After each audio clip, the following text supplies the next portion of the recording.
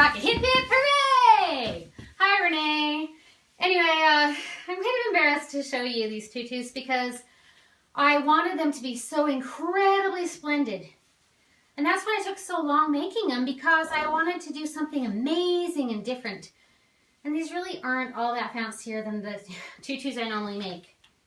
I mean, they actually have more layers and they're multicolored, but they're not, you know, the magical Cinderella gown and glass slippers and the whole thing. So I'm going to send them to you anyway for your little blondies with some fairy wings and stuff like that so that you can do my video. And I know you're not going to have her ready for my early launch, but I appreciate so much that you're doing it early for me because, yeah, frankly, I could use some incoming sales pretty soon.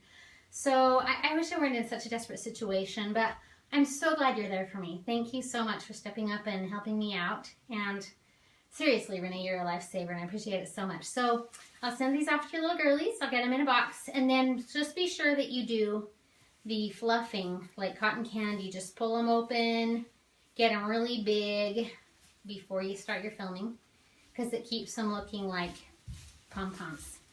So anyway, I'll pack them up and send them out, and I'll talk to you later. Thanks again, Renee. Bye-bye.